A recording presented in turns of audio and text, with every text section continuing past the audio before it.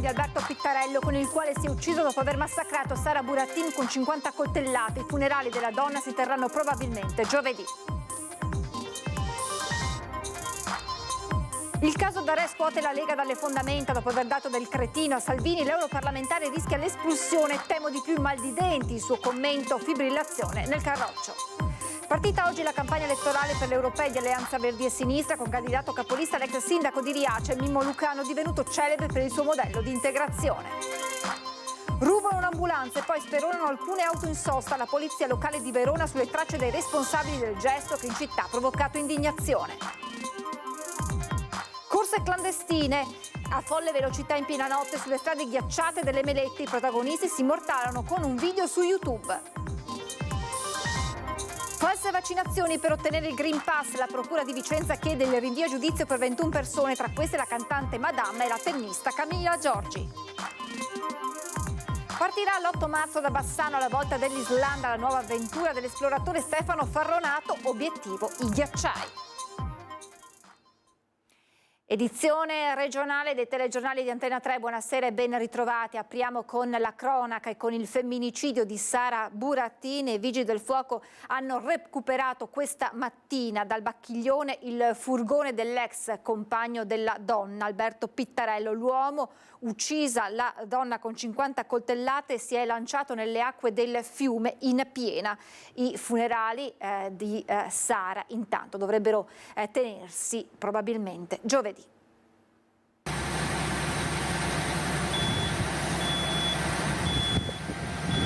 Piove lungo l'argine sinistro del Bacchiglione a Camorosin quando, poco prima delle 12, i sommozzatori dei Vigili del Fuoco di Venezia recuperano Nissan 7 posti di Alberto Pittarello. Uccisa l'ex compagna Sara Buratin, la madre della figlia, con una ferocia terribile, il caldaista 38enne si era lanciato nelle acque del fiume in piena che lungo l'argine porta ancora i segni del passaggio del mezzo. Dal letto del Bacchiglione, da una profondità di circa 5 metri, giovedì pomeriggio i sommozzatori avevano prima individuato all'interno, poi liberato e tratto a riva Alberto Pittarello. 6 metri, ecco, queste sono le fasi conclusive. Ecco, vedete proprio in questo momento il furgone viene issato dalla gru dei Vigili del Fuoco in acqua. Il muso del furgone distrutto dagli impatti violenti della caduta, l'abitacolo quasi inesistente, i vetri dei finestrini disintegrati, è un ammasso di rottami ricoperto di melma e fango, i 7 posti di Pittarello, issato con l'autogru e posizionato in strada dai Vigili del Fuoco. Caricato sul carro attrezzi, il furgone è stato portato nella sede del Comando Provinciale dei Carabinieri, dove sarà esaminato nei prossimi giorni. In queste ore si è conclusa l'autopsia sul corpo di Sara Buratin, 50 le coltellate inferte dall'ex compagno, le prime a collo e nuca da dietro. La donna è stata trafitta in ogni parte del corpo, un massacro cui, forse stordita dai primi colpi, Sara Buratin non ha quasi opposto resistenza. 2 famiglie distrutte che si conoscono da sempre, che da anni vivono l'unione dei figli, quella di Sara Buratin e Alberto Pittarello. 2 famiglie che, nel segno del rispetto e della condivisione di un dolore troppo grande per essere raccontato, anche ieri si sono stretti in un abbraccio. I funerali di Sara, non appena arriverà il nulla osta della procura, si svolgeranno probabilmente giovedì prossimo nel pomeriggio nella chiesa di Bovolenta. Qui, forse già mercoledì, il saluto in forma privata al suo assassino Alberto Pittarello. Nessuna autopsia su di lui. Il corpo è stato restituito alla famiglia. Nel giorno dei funerali di Sara Buratin a Bovolenta sarà lutto cittadino. E adesso la politica con il caso Darè che scuote la Lega dalle fondamenta. Dopo aver dato del cretino a Salvini, l'europarlamentare rischia l'espulsione, ma lui dice temo di più il mal di denti. Ha esagerato, dicono Boff e Conte, spera in una ricucitura Villanova.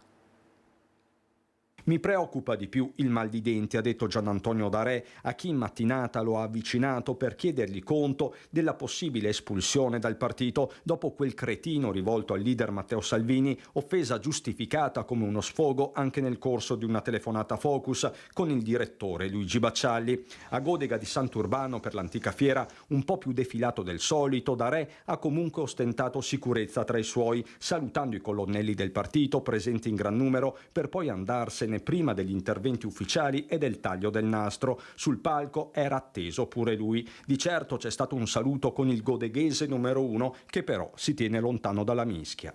Ha incrociato da Re questa mattina? Sì.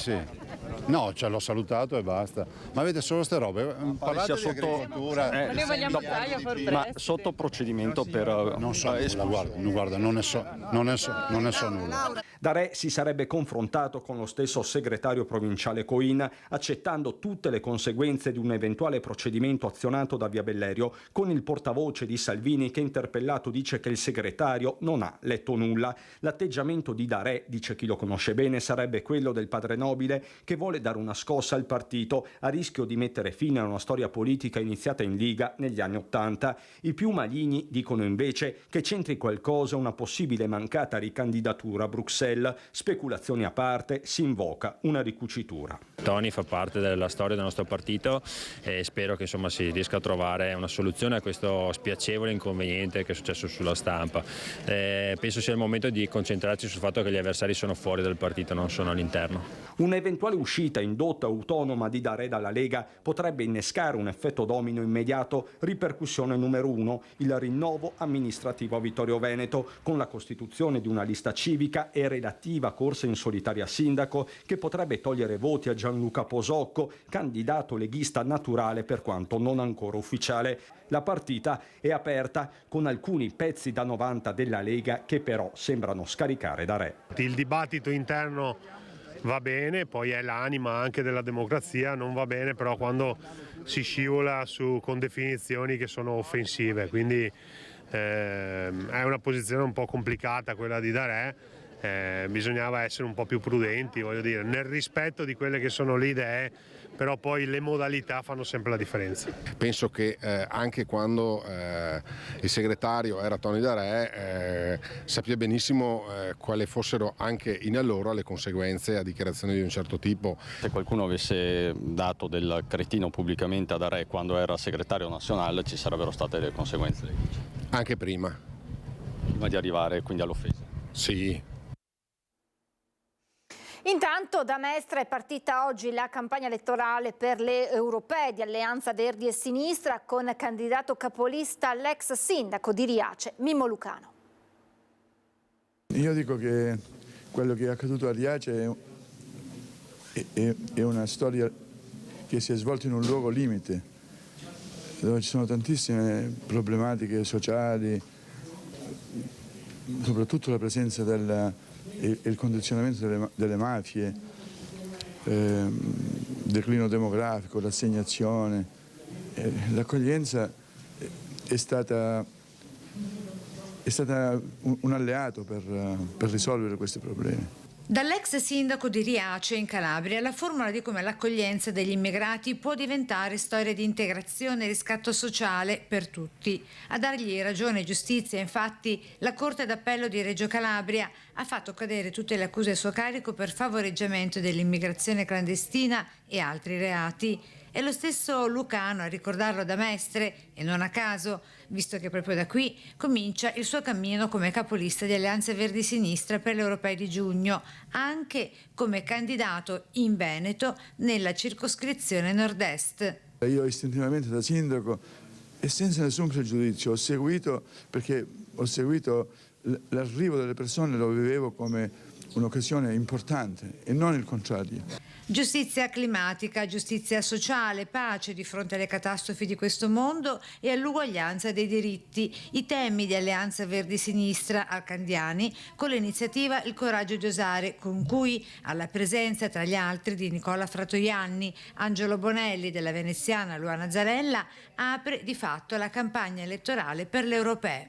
Non voglio trascurare il problema dell'occupazione dei giovani. Noi in Italia abbiamo tantissimi giovani che emigrano, ma non soltanto temporaneamente per questioni di studio e formazione, ma anche proprio per poi stabilirsi lì. La cronaca: rubano un'ambulanza e poi speronano alcune auto in sosta. La polizia locale di Verona è sulle tracce dei responsabili del gesto che in città ha provocato indignazione. Nella notte gli agenti hanno ritrovato abbandonata e senza le chiavi a bordo il mezzo che poco prima si era scontrato con una Seat Arona e una Volkswagen regolarmente parcheggiate. L'ambulanza era stata rubata davanti ad un'officina a San Martino Buonalbergo e gli investigatori del nucleo infortunistica sono sulle tracce dei ladri che sono arrivati in città in piena notte provocando danni probabilmente ad altri veicoli. Determinanti saranno le immagini della videosorveglianza. Corse a folle velocità in piena notte sulle strade ghiacciate delle Melette. Siamo a Gaglio nel Vicentino. Il sindaco Munari lancia un invito ai giovani. Derapate contro sterzi, freni a mano e poi folle velocità fino a 120 km all'ora sulle strade ghiacciate delle Melette. Follia in altopiano dove un gruppo di giovani si è dato appuntamento. Corse clandestine, sorpassi azzardati, al limite, auto con motori truccati per dare potenza ai veicoli guidati all'impazzata da questi uomini che, sprezzanti della vita e del pericolo, si sono pure vantati di essere già balzati agli onori della cronaca. Perché siamo nati sul TG Bassano, che hanno detto che siamo nati sulle piste però. Un video pubblicato su YouTube dove si riconoscono volti, nomi. Purtroppo le corse clandestine alle Melette non sono una novità, visto che già nel 2019 si erano verificati simili episodi e in quell'occasione era arrivata una condanna molto dura da parte del sindaco di Gaglio Emanuele Munari. E anche in questa circostanza è intervenuto il primo cittadino che, nel condannare sì un comportamento che va a mettere a rischio l'incolumità dei protagonisti e di chi dovesse trovarsi a passare in quel momento, ha deciso di lanciare una proposta proprio a questi giovani. Se questi ragazzi hanno bisogno, hanno il piacere di poter fare qualche sgommata da un certo punto di vista o su quella strada, potremmo valutare, ripeto, potremmo valutare anche un'ipotesi di concordare insieme quei 20 minuti come si fa già per le gare di rally, dove il comune può concedere per quel spazio di tempo quel pezzo di strada che va messa in sicurezza, va bloccata a utenti normali e magari lasciare a questi ragazzi quella mezz'ora di sfogo per fare queste corse o derrapate sulla neve. False vaccinazioni anti-Covid. La Procura di Vicenza ha chiesto il rinvio a giudizio per la cantante Madame e la tennista Giorgi. Chiesto il processo per la cantante Madame e la tennista Camila Giorgi e quanto ha deciso il pubblico ministero Gianni Pipeschi al termine dell'inchiesta sulle false certificazioni anti-Covid a Vicenza. La procura ha chiesto il rinvio a giudizio per tutte le 21 persone iscritte nel registro degli indagati con l'accusa a vario titolo di falso ideologico, corruzione e peculato per ottenere i Green Pass. La vicenda, nata su segnalazione dell'Usotto Berica, aveva individuato una quantità sospetta di vaccinazioni in 2 studi medici durante la pandemia. Alla fine delle indagini, nel 2022, un medico era finito ai domiciliari, l'altro ha chiesto di patteggiare la pena, la dottoressa Daniela Grillone Tecioiu, alla quale la cantante vicentina si sarebbe rivolta per ottenere la certificazione prevista senza però effettuare alcuna vaccinazione.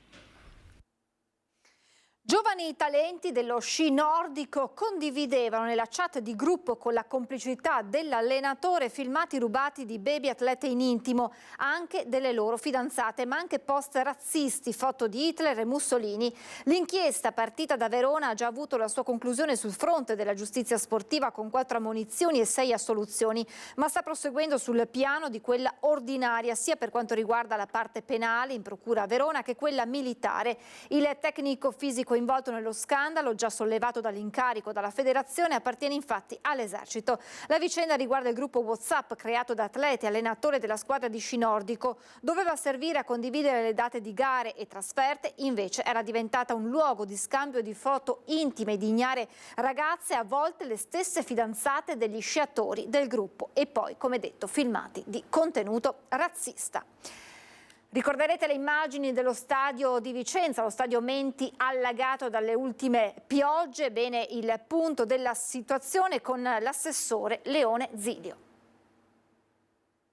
Abbiamo trovato un manto erboso di fatto in ottime condizioni, ma questa è una qualità dello stadio Menti. Le aree più colpite ovviamente sono state quelle degli spogliatoi. Fortunatamente a partire dalla primavera, anche con un confronto con l'assessore Spiller ai lavori pubblici, partiranno i lavori sui sottoservizi dell'area dello stadio, anche Viale Trissino sarà coinvolto e lì di fatto avremo un ampliamento della rete sia per le acque bianche che per le acque nere e questo costituirà un deflusso più rapido e quindi speriamo meno problemi non solo per lo stadio Menti e quindi che è nel cuore di tutti i tifosi biancorossi, ma anche per i residenti nelle aree. È questo l'ultimo bollettino ufficiale sullo stato di salute dello stadio Menti dopo l'allagamento, frutto del sopralluogo congiunto tra l'amministrazione comunale e la dirigenza della società biancorossa.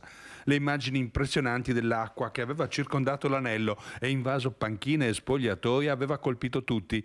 Un vero e proprio affronto ad un luogo simbolo della città che annaspava tra le acque limacciose. L'immagine delle riprese dall'alto sono diventate virali in pochissimo tempo in tutti i media.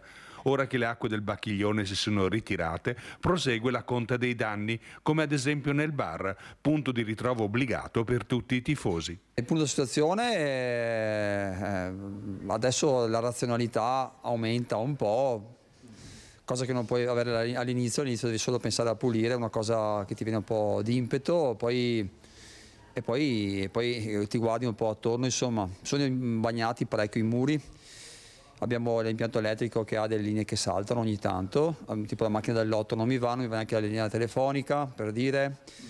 Un congelatore che pensavo funzionasse ma stamattina poi non funzionava. Abbiamo visto che la Lega Pro di fatto con un comunicato ha rinviato la partita con la Fiorenzuola al 19 marzo e ci aspettiamo insomma una ripresa regolare, anche perché il Vicenza Calcio sta attraversando un ottimo momento, venivamo da 5 vittorie consecutive e quindi speriamo di riprendere il prima possibile e di continuare come abbiamo terminato. Hanno rimandato la partita ma dai, la vinceranno il 19, ecco, così.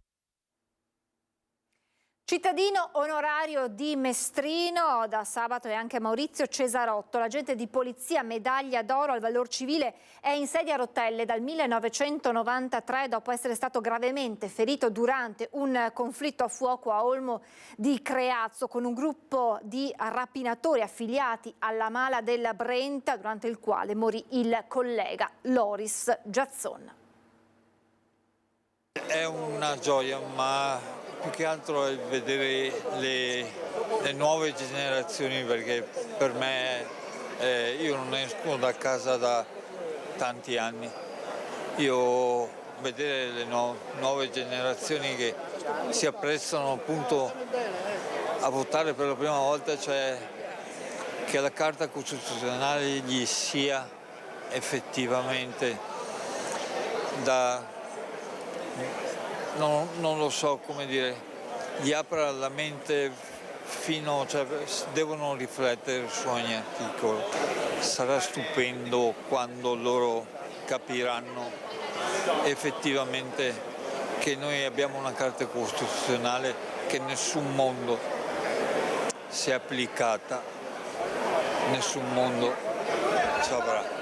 L'emozione forte di un servitore dello Stato che l'orgoglio di cittadino italiano, difensore della Costituzione, lo vive sulla sua pelle, sulla sedia a rotelle in cui è costretto dal 20 aprile 1993, quando a Olmo di Creazzo, in una sparatoria durante una rapina ai danni della locale filiale della Banca Popolare di Vicenza, venne ferito dai colpi di Kalashnikov sparati dalla banda dei fratelli Rigato, gli stessi colpi che uccisero il collega delle volanti Loris Giazzon. È cittadino onorario di Mestrino Maurizio Cesarotto, a cui oltre alla targa è stata consegnata un'arca che rappresenta le 4 virtù cardinali durante la solenne cerimonia, la seconda giornata della cittadinanza, che ha visto giurare sulla Costituzione più bella del mondo i neo-diciottenni e i nuovi italiani. Una cerimonia densa di significati e carica di emozioni, alla presenza di numerose autorità, tra le quali il vice direttore generale della pubblica sicurezza Raffaele Grassi e il questore di Padova Marco Odorisio. Una cerimonia dall'alto valore simbolico che il sindaco di Mestrino sintetizza così. Un messaggio forte, un messaggio di Stato, contemplato anche dalla presenza autorevole e importante di varie autorità statali, civili e militari. Un mestrino è stato veramente una piccola porzione oggi di Stato che ha fatto grande una nazione che è l'Italia. Un bassanese, Stefano Farronato, alla conquista dell'Islanda per salvare i ghiacciai.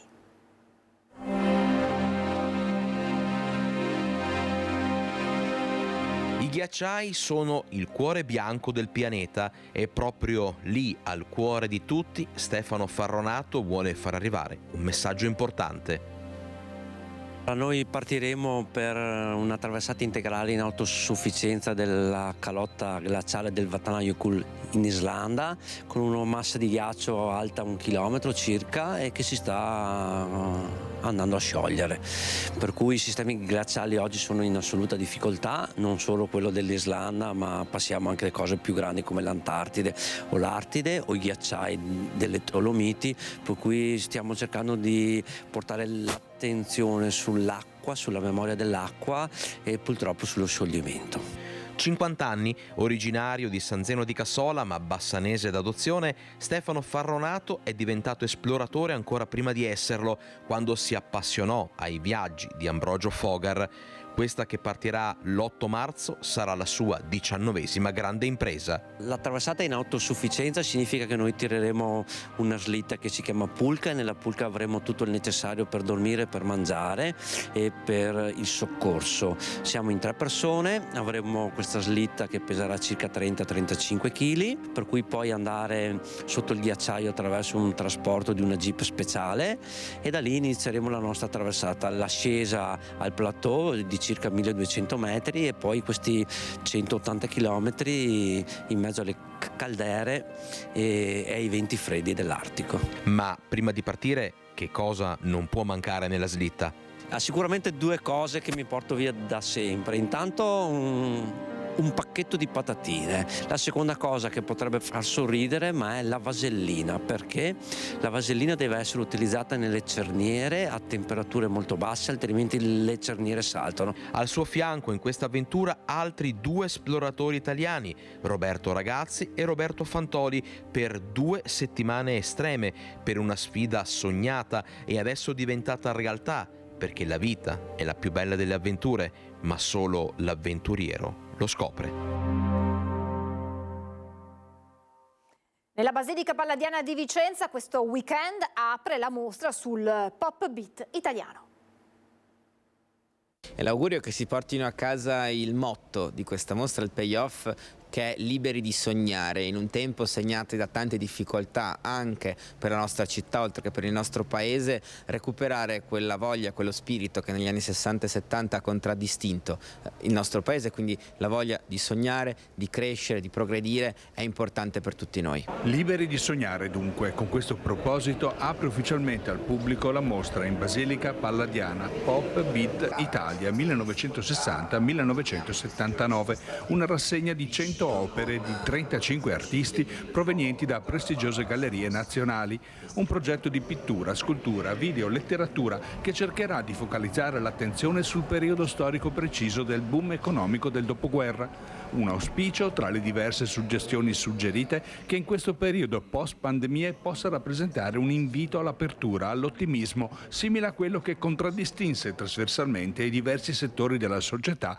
tra gli anni 60 e 70. La stessa rassegna è un inedito tra le proposte culturali a Vicenza. Sicuramente proprio questo è un elemento di novità, perché appunto andare a esplorare gli anni 60 e 70 del Novecento, che è un passato vicino che coinvolgerà anche tante generazioni di persone che verranno qui in visita alla mostra. La cosa bella è che è anche una mostra che appunto entra in contrasto con questo spazio antico e meraviglioso e che si avvicina molto alle giovani generazioni e anche ai più piccoli, perché appunto essendoci una giraffa di 2 metri o un cubo rosso gigante, immagino proprio un bambino delle elementari che possa rimanere stupito. Gli artisti italiani hanno guardato sicuramente agli Stati Uniti come stimolo culturale, ma in qualche modo senza una grande sudditanza. Infatti si vedrà all'interno di queste opere un grosso riferimento per esempio alla nostra avanguardia storica del futurismo, ma anche ai nostri capisaldi della moda, del design, del cinema, della pubblicità, dei prodotti che nascevano come funghi nel boom economico, quindi tutto quello che è una realtà nazionale molto distinta. Appuntamento con la tradizione da non perdere giovedì 7 marzo su Antenna 3 dalle 20:30 in diretta da Ponte Dante a Treviso. Come ogni anno vi racconteremo il processo alla Vecia, lo spettacolo di una comunità che pur sorridendo ha il coraggio di criticarsi pubblicamente. Festa, tradizione, risate per un appuntamento immancabile, come detto giovedì 7 marzo in diretta su Antenna 3 a partire dalle 20:30. È tutto, vi lascio le previsioni del tempo, grazie per essere stati con noi, buona serata.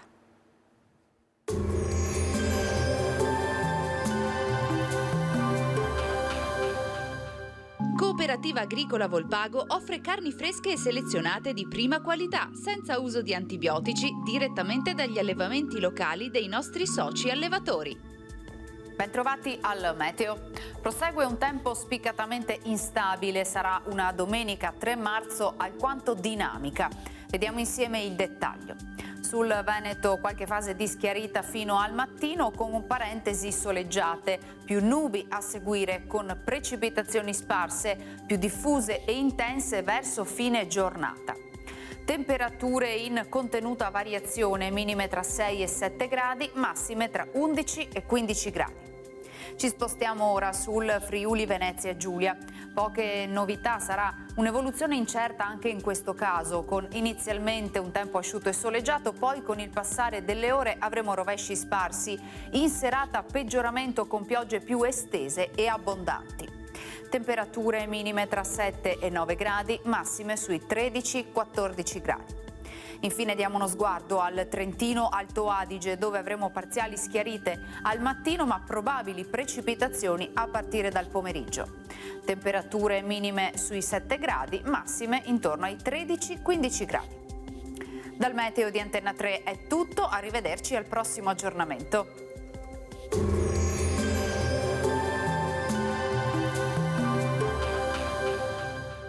Cooperativa Agricola Volpago offre carni fresche e selezionate di prima qualità, senza uso di antibiotici, direttamente dagli allevamenti locali dei nostri soci allevatori.